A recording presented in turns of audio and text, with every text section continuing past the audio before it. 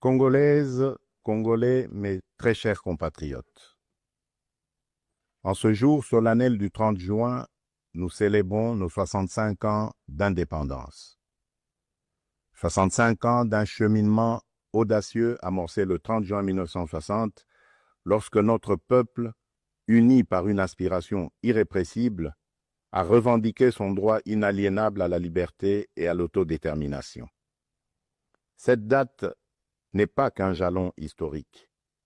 Elle est un appel vibrant à honorer la mémoire de nos héros, à raviver notre idéal commun et à réaffirmer notre engagement pour une République forte, unie et prospère.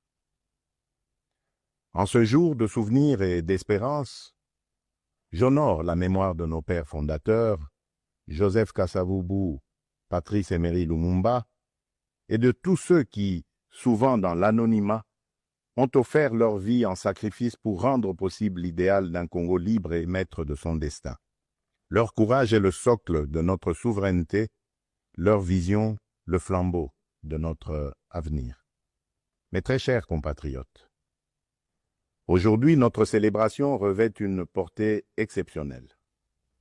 Il y a quelques jours, à Washington, sous l'égide des États-Unis d'Amérique, la République démocratique du Congo et le Rwanda ont signé un accord de paix historique, un tournant décisif pour mettre fin à un conflit qui, depuis près de 3 décennies, a semé la désolation dans l'est de notre pays, causant des millions de morts et de déplacés, en particulier dans l'est de notre territoire. Cet accord, signé par les ministres des Affaires étrangères de nos deux pays lors d'une cérémonie solennelle présidée par le secrétaire d'État américain, M. Marco Rubio, reprend les acquis de la résolution 2773 du Conseil de sécurité des Nations unies et ouvre la voie à une nouvelle ère de stabilité, de coopération et de prospérité pour notre nation, pour la région des Grands Lacs et pour l'Afrique tout entière. Je voudrais exprimer au nom du peuple congolais notre profonde gratitude aux États-Unis d'Amérique pour leur engagement déterminant en faveur de la paix. Nos remerciements les plus sincères vont au président Donald Trump pour son implication personnelle dans ce processus de pacification porteur d'espérance. Son leadership a permis de réunir les partis autour d'une vision commune. J'adresse également mes vifs remerciements à l'État du Qatar pour ses bons offices, et particulièrement au Cheikh Tamim Ben Hamad Al Thani, dont la médiation discrète et efficace a contribué à rapprocher les positions et d'ouvrir un dialogue sincère entre notre pays et le Rwanda. Je tiens également à exprimer ma profonde gratitude à 2 dignes fils de l'Afrique, dont l'engagement déterminant a largement contribué à porter la tragédie sécuritaire que traverse la République démocratique du Congo à l'attention de la communauté internationale. Grâce à leur implication active dans le processus de Luanda et de Nairobi, son Excellence João Manuel Gonçalves Lourenço, président de la République d'Angola, et son Excellence Uhuru Kenyatta, ancien président de la République du Kenya, ont su mobiliser les consciences et renforcer la visibilité de la cause congolaise sur la scène régionale et internationale. Cet accord n'est pas seulement un document. Il est une promesse de paix pour les populations de Goma, Bukavu, Rutshuru, Masisi, Nyiragongo, Lubero, Ituri et de toutes les localités martyrisées par la guerre. Ce processus diplomatique s'articule également avec les discussions en cours à Doha, au Qatar. Notre ambition reste sans équivoque rétablir pleinement l'autorité de l'État sur l'ensemble du territoire national et œuvrer à l'instauration d'une paix réelle, durable et partagée dans toute la sous-région. Les attentes de nos populations sont immenses, notamment celles de l'Est du pays qui ont trop longtemps souffert. Nous abordons donc cette ultime phase du processus avec détermination, dans le respect de notre souveraineté et des aspirations légitimes de notre peuple.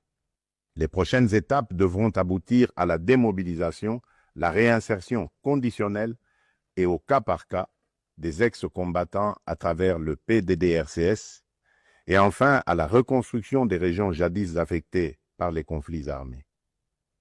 Ces avancées diplomatiques s'inscrivent dans une dynamique plus large de reconquête et de l'affirmation de notre souveraineté, de redéploiement de notre influence et de reconstruction de la confiance internationale envers la République démocratique du Congo. Elles font écho à notre récente élection comme membre non permanent du Conseil de sécurité des Nations Unies pour la période 2026-2027, une première depuis 34 ans.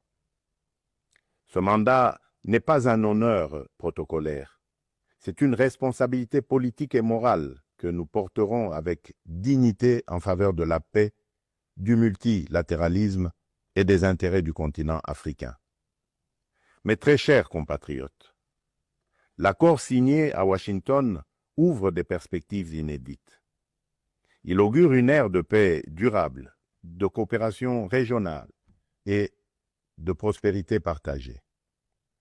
Il nous engage à reconstruire nos communautés, à revitaliser nos économies et à restaurer la dignité de chaque Congolais. Mais cette paix, aussi précieuse soit-elle, reste fragile. Elle exige de nous tous, gouvernements, citoyens, partenaires internationaux, un engagement indéfectible pour sa consolidation. Nous continuerons à exiger que justice soit rendue aux victimes et que les responsables des atrocités répondent de leurs actes. Je salue le courage exemplaire de nos forces armées, des forces de police et de sécurité et de tous les résistants patriotes Ouazalendo qui, au péril de leur vie, défendent notre patrie. Leur bravoure est le rempart de notre souveraineté. À vous, mes sœurs et mes frères de l'Est, je veux dire que votre résilience est une source d'inspiration pour la nation entière. Vos souffrances n'ont pas été vaines. Elles ont forgé notre détermination à réfuter toute solution précaire à cette crise et à nous engager à bâtir un avenir meilleur. Mes très chers compatriotes, l'indépendance que nous commémorons aujourd'hui n'est pas seulement une conquête du passé, elle est surtout un cap pour l'avenir. Elle est un projet vivant, un idéal à construire chaque jour. Cet idéal exige de nous que nous surmontions non seulement les menaces armées, mais aussi l'insécurité sociale, l'injustice, le tribalisme et la division. Le peuple congolais aspire à un pays de paix, de justice et de dignité. Un pays où l'on veut et on peut vivre sereinement, travailler avec honneur et offrir à chaque enfant congolais la liberté de rêver grand, sans peur ni entrave. Réaliser ce rêve requiert la mobilisation de toutes nos forces vives, institutions, citoyens, diaspora, partenaires, autour d'un même idéal, bâtir un Congo moderne, sûr et respecté. Il est temps de transcender nos clivages, de rejeter les discours de haine et les manipulations, et de faire de notre diversité une force, non une fracture. Notre unité n'est pas une option, elle est une condition de survie. C'est dans cet esprit de responsabilité et de dépassement de soi que j'ai tenu, il y a quelques semaines, une rencontre franche et républicaine avec M. Martin Fayoulou, l'un des leaders de l'opposition. Ce geste, que beaucoup n'auraient osé imaginer depuis les élections de 2018, témoigne d'une volonté partagée de placer l'intérêt supérieur de la nation au-dessus des querelles partisanes. Cette rencontre marque une étape importante vers une politique de réconciliation, d'écoute mutuelle et de respect réciproque. Elle donne surtout corps à l'exigence du peuple congolais, celle d'une classe dirigeante capable de s'unir aux moments les plus critiques, d'agir avec maturité et de servir ensemble la grandeur de la République. Mes très chers compatriotes, les défis qui se dressent devant nous ne se limitent pas à la sécurité. À Kinshasa, la congestion urbaine et les embouteillages affectent la qualité de vie. Le manque de discipline, l'urbanisation désordonnée et l'insuffisance des transports en commun rendent la vie difficile à des millions de nos compatriotes. À Kalemi, Kasangoulou et même ici, dans la capitale Kinshasa, les inondations récentes ont causé d'importantes pertes en vies humaines et dégâts matériels, détruisant des habitations, emportant des infrastructures routières et provoquant des déplacements massifs de population.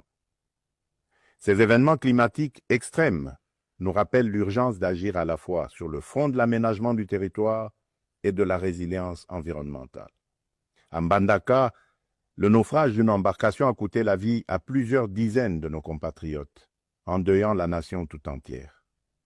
À Tshikapa, Kolwezi, Likasi, Kananga ou Kikwit, l'accès à l'eau potable, à l'électricité, aux soins de santé et à l'éducation reste une priorité pressante. Face à ces défis, l'État n'est pas resté indifférent. Il agit. Des missions de secours ont été déployées, des fonds d'urgence mobilisés, des projets structurants lancés pour renforcer les infrastructures et améliorer les conditions de vie. Mais ces efforts, aussi importants soient-ils, ne suffiront pas sans un véritable sursaut de solidarité nationale. Ils doivent être soutenus par une administration plus efficace, une meilleure coordination institutionnelle et la responsabilisation de tous les niveaux de pouvoir. J'en appelle également à un changement profond de comportement. Nous devons adopter une discipline collective, un civisme exemplaire et un respect des règles de vie en communauté. Aussi, je vous appelle à un sursaut patriotique, à une responsabilité individuelle qui fera de notre pays un modèle de stabilité et de progrès. Mes très chers compatriotes, fidèles à l'élan de notre indépendance, j'ai pris devant vous, avec une détermination sans faille, le serment de bâtir un Congo à la hauteur de nos aspirations. Avec constance et détermination, j'ai placé la transformation de notre nation au cœur de mon mandat, mu par l'ambition profonde de faire de la République démocratique du Congo une terre de justice, de prospérité partagée et de dignité retrouvée. Cette vision que je porte avec vous et pour vous irrigue chacune de nos décisions et sous-tend les réformes audacieuses que nous menons dans un esprit de renouveau et de souveraineté assumée. Aux côtés du gouvernement, j'ai engagé une série de réformes économiques, judiciaires et institutionnelles visant à asseoir un véritable état de droit, à éradiquer la corruption et à créer un climat des affaires propice à l'investissement et à l'initiative. Les premiers résultats sont tangibles. La croissance économique connaît un rebond durable. L'image de notre pays s'améliore sur la scène internationale et la confiance des investisseurs renaît. Ce regain de confiance se traduira prochainement par la signature d'un accord stratégique inédit avec les États-Unis d'Amérique dans le secteur minier. Cet accord marquera une étape décisive dans le positionnement de la République démocratique du Congo comme un acteur central de la transition énergétique mondiale et de l'économie verte émergente. Il visera à valoriser de manière souveraine nos minerais stratégiques, en particulier le cuivre, le cobalt et le lithium, tout en assurant une répartition plus équitable des retombées économiques au bénéfice des populations congolaises. Il ouvre la voie à la transformation locale, à la création des milliers d'emplois et à un nouveau modèle économique fondé sur la souveraineté et la valeur ajoutée nationale.